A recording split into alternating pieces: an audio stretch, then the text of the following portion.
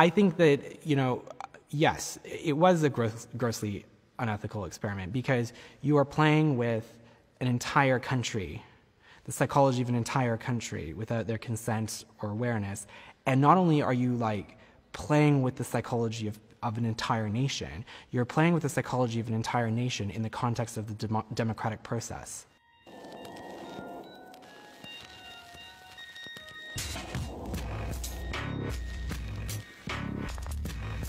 If you want to change politics, you first have to change culture, because politics flows from culture. So if you want to change politics, you first have to change people to change the culture.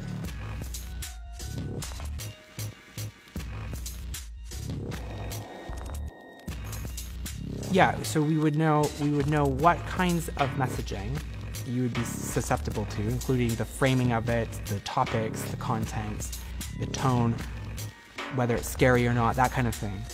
So what you would be susceptible to and where you're going to consume that. And then how many times do we need to touch you with that in order to change how you think about something.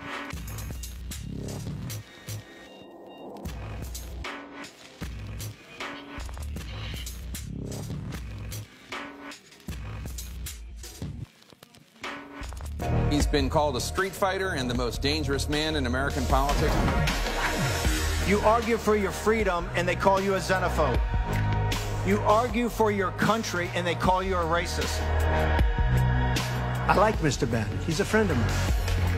He's a good man. He is not a racist, I can tell you that. He's a good person. Look at who he's put in charge of his campaign. Stephen Bannon, the head of a right-wing website called Breitbart.com. Breitbart embraces ideas on the extremist fringe of the conservative right. Let them call you racist. Let them call you xenophobes. Let them call you nativist. Wear it as a badge of honor.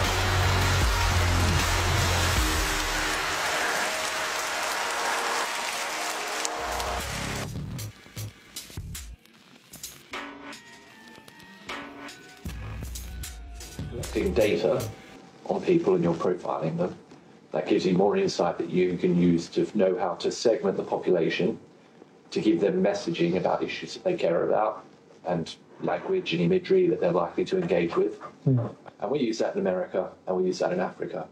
That's what we do as a company. Yeah. We've done it in Mexico, we've done it in Malaysia, and now we're moving into Brazil.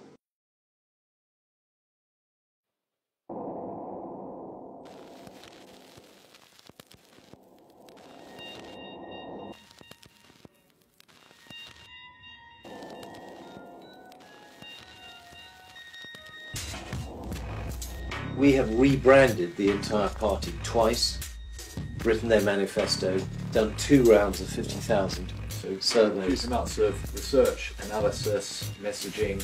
And then we'd write all the speeches and we'd stage the whole thing. So just about every element of his campaign. There's no good fighting an election campaign on the facts, because actually it's all about emotion. Whatever the political message, subtlety is key. It has to happen without anyone thinking that's propaganda.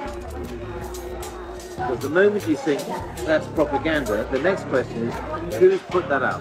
Yes.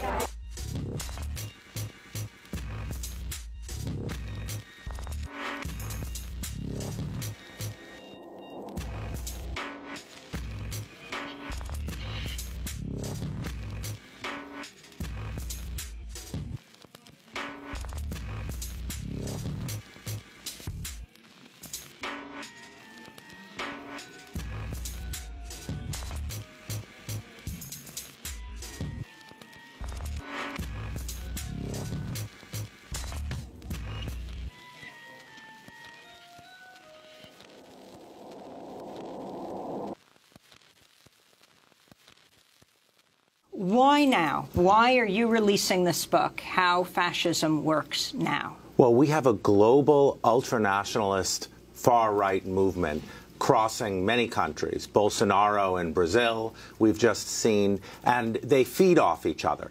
So I think right now it's very important to make people aware of the features of fascism. The 10 pillars of fascism, what are they?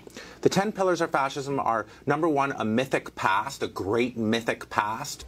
Que época maravilhosa, você podia ir para a rua com segurança, a tua família era respeitada, o policial era policial. Que você moral tem para falar em democracia? Nós não tem moral nenhuma. Democracia e liberdade tinha, sim, presidente, subtenente Gonzaga, no período militar. Hoje nós vivemos presos dentro de casa. Number two, propaganda. There's a certain kind of fascist propaganda where everything is inverted. The news is the fake news. Anti-corruption is corruption. Mais fake news da Folha de São Paulo. Mentira!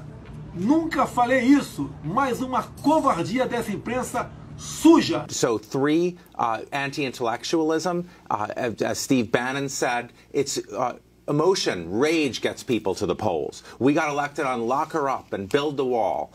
Hitler in Mein Kampf says, you want your propaganda to appeal to the least educated people. Number four, unreality. You have to smash truth. So reason gets replaced by conspiracy theories.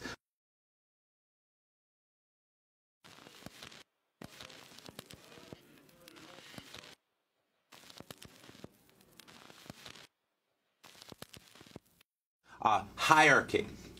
In fascist politics, the dominant group is better than everyone else. They were like the loyal, the great people in the past who deserve respect just for being them. Victimhood. In fascism, the dominant group are the greatest victims. The men are the greatest victims of encroaching feminism. Whites are the greatest victims of blacks. Law and order. What are they victims of? They're victims of the outgroup, who are criminals. What kind of criminals are there? They're rapists. The outgroup is lazy. They're not just criminals, they're lazy. Só aí,